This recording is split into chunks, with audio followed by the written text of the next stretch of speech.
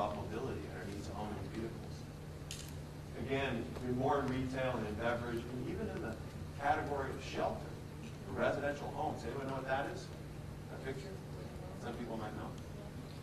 People are sort of, who knows? What is it? Living homes, that's right. This phenomenal entrepreneur, Steve Glenn, also here in Los Angeles. That's the house he lives in Santa Monica, built by Ray Pappy, the very famous architect. It's a prefab home. Prefab. So far more efficient to build than a typical residential home. And if you can imagine this, that home generates more power, puts more power into the grid than it consumes. I mean, just imagine a home that lives and breathes like the ecosystem in which we all live. So you're seeing it across all these different categories. The emergence of ethical brands who compose this economy of integrity. It is the solution. It is. It's not a silver bullet. It's much more nuanced and complex than that. But it's the future that we want to create. And so I think there are certain traits that these ethical brands have, and I put this up there because they're not brand new, right? These ethical brands stand on the shoulders of companies like Ben & Jerry's or Stonefield Farms or The Body Shop or Whole Foods Market, which were pioneers in the category. What's exciting is that the capital markets around social change are really beginning to emerge, and SVP is a part of that process. Tonight is symptomatic of that. So you see these ethical brands, they start with mission, they are embedded with authenticity, they're about performance, there's no trade-off. That living home in Santa Monica delivers as good, if not better performance, so to speak, than my house. Whole Foods Markets delivers a good, if not better performance in terms of grocery than the Safeway around the block. So ethical brands are not about trading off to have a more efficient or more green experience. They're about trading up. They're about a better overall value proposition. And they're about commitment across their value chain. They're living their values. And they're transparent. So they're not about obfuscating. They're not about hiding their sourcing strategy. They're not about hiding where their profits go. This is why Red got in so much trouble, because people didn't understand. And lastly, they're about engagement. They build relationships, not just with their consumers, but with all of their stakeholders. Think about that. Shifting from a shareholder model, I serve the street, to a stakeholder model, I serve the world. That's the point of view of the ethical brand. So I'll give you one quick case study. It's a business I'm pretty familiar with. It's Ethos Water, which is a company that I was fortunate to start with a friend from business school. And I'll tell you a little about that story very quickly. But to tell you the story, I have to start with the context. And the context for Ethos Water was the 1.2 billion people around the world who lack clean drinking water. That's 20% of the world's population, mostly children. It's the leading cause of death of people under the age of 5 years old. And what is that actually leading cause of death? Any guesses? Smoke? No, good guess. Who said this? So is it dysentery? Dysentery, a kind of fancy word for diarrhea. Can you imagine that diarrhea kills more children on the world than HIV? We're not talking about avian flu here. We're not talking about the Ebola virus. We're not talking about something we don't understand. It's something as simple to solve. And in a world in which I've got more computing power in my BlackBerry than I had in the control room, they put a man on the moon, I don't think we should tolerate the idea that a child should die anywhere on this planet from diarrhea. It's just intolerable. And at the same time, as you have so much suffering, you've got this bottled water industry that's $15 billion today in the United States alone. How many of you have drank bottled water in the last, say, week? Raise your hands. Okay, now here's a question. How many of you drank bottled water 10 years ago?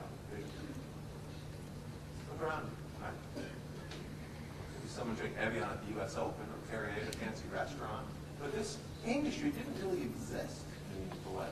And yet today it's one of the fastest growing categories in the beverage industry. And you pay, versus the tap water, 10,000 times per fluid ounce for this stuff. And what percent of these bottles are recycled? Any guesses? Less than 12%. Less than 12%. And the idea that you need to get your water from the aisle of Fiji for it to be good enough for you is preposterous. Just crazy. So you have this incredibly unethical, if you will, category, and it's extraordinarily large and a human problem. So the idea for Ethos is really simple. Could we link the two? Could we connect the 150 million people drinking bottled water here in the United States with the billions of people in need around the world? We would convert a bottle of water into the act of giving someone water for water. So it was a really simple mission. Can we help children around the world get water? And can we educate people? Because most people don't even realize there is a problem. And solving the problem isn't about money. It's about generating the political will. So this is what we set out to do. We did two simple tactics. Number one, we wanted to donate 50% of our net profits to fund water and sanitation projects for children, their families, and their communities around the world. And number two, we wanted to use our marketing to inform and educate and inspire people in a category that previously all the water ads were about mountains and streams and all the silliness. We wanted to make the water campaigns about children and about something much more powerful, we thought, and a much deeper emotional connection to where your water was from, or what it does for you, what it does for the world. It's our message. And we had some interesting things happen. I'll tell you a really quick story. You know, when Ethos started, and again, Ken sat out in silence. I'm going to keep reminding you of that. The business was not very well funded. I had some friends at Visa and MasterCard who were only too willing to kind of indulge me and my friend Peter as we were doing this. So we were hunkered down in Ethos's Global Operations Center, which was my son's bedroom in my house down the road here in LA. And the staff was me and Pete. Pete was my friend from business school. We initially had the idea for Ethos and came together to start the company. And we had one guy who worked for us. His name was Ben. He was wonderful. He was his main qualifications were number one. He had a flatbed pickup truck, right? So he could put water. When my Nissan couldn't handle all the cases anymore, he could put it in the back of his truck and drive it around. And number two, he was a guitar player in a band, so he had nothing to do during the day. So that was our human capital strategy. Ben, the guitar player. So anyways, Ben was out in the field delivering water, and Pete was out in the field as well. I was, manning the command center. And so the phone rang, and the phone was my house phone, and it would ring twice. So ring, hello, ring, Ethos Water, can I help you? Can I connect your call? So the phone rang this Monday morning, and we had just gotten into Whole Foods, which was a huge account for us. Whole Foods is a wonderful company. John Mackey is an extraordinary guy, the founder and CEO. And we had broken in on Earth Day at the store in Westwood. It was really great. There's a guy by the name of Michael DeSanson who runs the Southern Pacific region, and a terrific person who brought us in. So, fortunately, we had no money to market our product. We just put the cases on the floor.